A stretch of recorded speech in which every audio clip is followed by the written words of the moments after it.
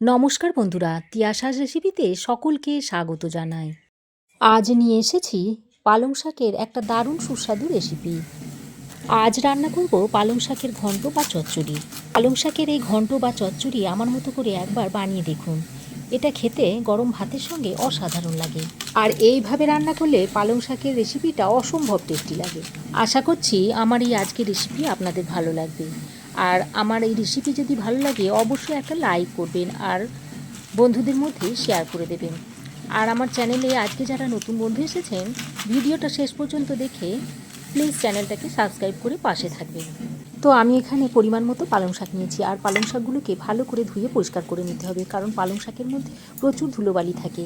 পালং শাকগুলোকে আমি একটু মাঝারি সাইজ করে কেটে নিয়েছি, তারপর এই শাকগুলোকে একটা পাত্রে তুলে নিয়েছি।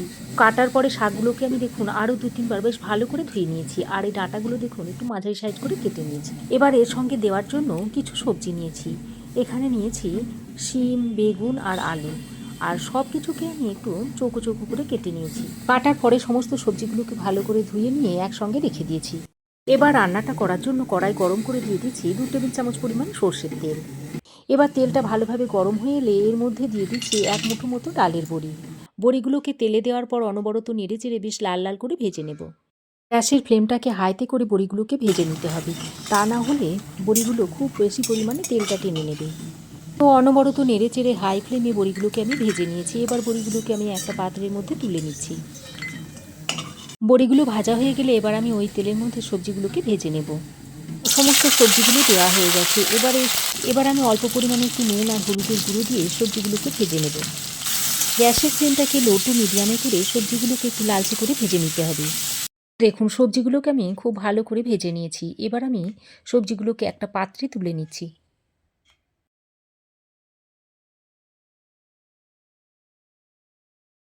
সবজি ভেজে তুলে নেওয়ার পর ওই তেলের মধ্যে দিয়ে দিচ্ছি 1/2 চামচ মতো 5 ফোড়ন, সঙ্গে দিয়ে দিচ্ছি 2টো তেজপাতা, আর দিয়ে দিচ্ছি একটা শুকনো লঙ্কাকে 2 টুকরো করে। আর ফোড়নটাকে কয়েক সেকেন্ড ভেজে নিয়ে ফোড়ন থেকে যখন একটা মিষ্টি গন্ধ ছাড়বে সেই পর্যায়ে আমি এর মধ্যে দিয়ে দিচ্ছি একটা মাঝারি সাইজের কুচনো পেঁয়াজ। পেঁয়াজটাকে দেওয়ার পর এবার পেঁয়াজটাকে একটু নেড়ে চেড়ে বেশ হালকা করে ভেজে নেব। পেঁয়াজটা দিয়ে খুব বেশি ভাজার দরকার নেই, হালকা একটু কালারটা চেঞ্জ হয়ে এলে আর আমি এর মধ্যে দিয়ে দিচ্ছি আদা বাটা। 1/2 ইঞ্চ মতো আদার টুকরো আমি জল দিয়ে বেটে এখানে দিয়ে দিলাম। এবার আমি এর মধ্যে দিয়ে দিচ্ছি স্বাদ মতো নুন, অল্প একটু হলুদের গুঁড়ো, আর দিয়ে দিচ্ছি একটু ঝাল লঙ্কার গুঁড়ো। তবে লঙ্কাটা আপনারা আপনাদের পছন্দ অনুযায়ী দিয়ে নেবেন। পুরো মশলাগুলো দেওয়া হয়ে গেলে এবার সামান্য পরিমাণে জল দিয়ে মশলাটাকে খুব ভালো করে কষিয়ে নিতে হবে। মশলাটা ভালো করে কষিয়ে নিয়ে এবার আমি এর মধ্যে দিয়ে দিচ্ছি কেটে রাখা শাকগুলো। কেটে রাখা সমস্ত শাকগুলোই আমি এর মধ্যে দিয়ে দেব।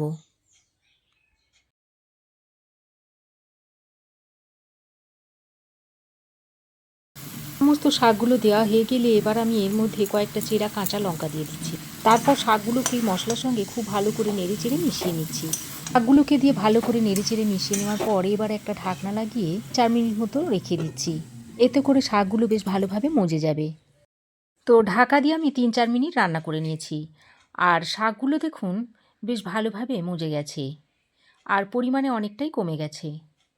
এবার আরও একবার নেড়েচেড়ে নিয়ে এর মধ্যে ভেজে রাখা সবজিগুলোকে দিয়ে দিচ্ছি। ভাজা সবজিগুলো দিয়ে আবারও শাকের সঙ্গে খুব ভালো করে নেড়েচেড়ে মিশিয়ে নিচ্ছি। ভাজা সবজিগুলো দিয়ে ভালো করে নেড়েচেড়ে শাকের সঙ্গে মিশিয়ে নিয়ে আবারও ঢাকা দিয়ে 4-5 মিনিট মতো রান্না করে নেব। লো টু মিডিয়াম ফ্লেমে ঢাকা দিয়ে আমি আরও 4-5 মিনিট মতো রান্না করে নিয়েছি।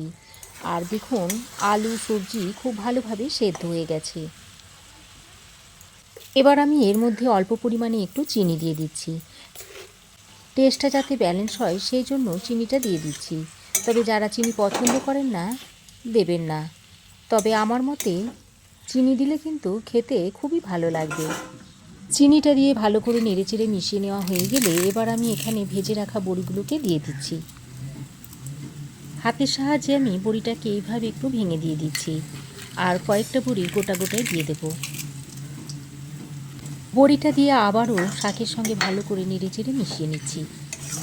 বন্ধুরা, পালং শাকের রেসিপি তো আপনারা অনেকভাবেই খেয়েছেন, তো এইভাবে একবার আমার মতো করে তৈরি করে খেয়ে দেখুন, আর কেমন হয়েছে অবশ্যই একটা কমেন্ট করে জানান। এবার আমি এর মধ্যে দিয়ে দিচ্ছি 1 চামচ মতো কাঁচা সর্ষের তেল। আর এই কাঁচা সর্ষের তেলটা দেওয়ার কারণে কাঁচা সর্ষের তেলের যে একটা ঝাঁঝালো গন্ধ সেটা শাকের সঙ্গে মিশে দুর্দান্ত একটা স্বাদ হয়।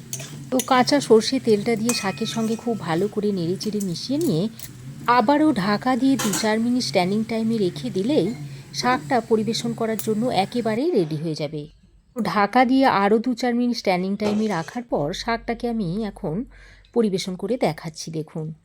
তো বন্ধুরা, আমার এই আজকের দুর্দান্ত স্বাদের পালং শাকের রেসিপি আপনাদের কেমন লাগলো অবশ্যই একটা কমেন্ট করে জানাবেন। ভালো লাগলে একটা লাইক ও শেয়ার করবেন। পাশে থাকা বেল আইকনটা অবশ্যই প্রেস করে দেবেন। আর আমার চ্যানেলে যদি নতুন হয়ে থাকেন তো প্লিজ চ্যানেলটাকে সাবস্ক্রাইব করার অনুরোধ রইল। আজ এ পর্যন্তই। আবার দেখা হবে নতুন কোনো রেসিপি নিয়ে নেক্সট এপিসোডে। সে পর্যন্ত ভালো থাকবেন, সুস্থ থাকবেন। ধন্যবাদ।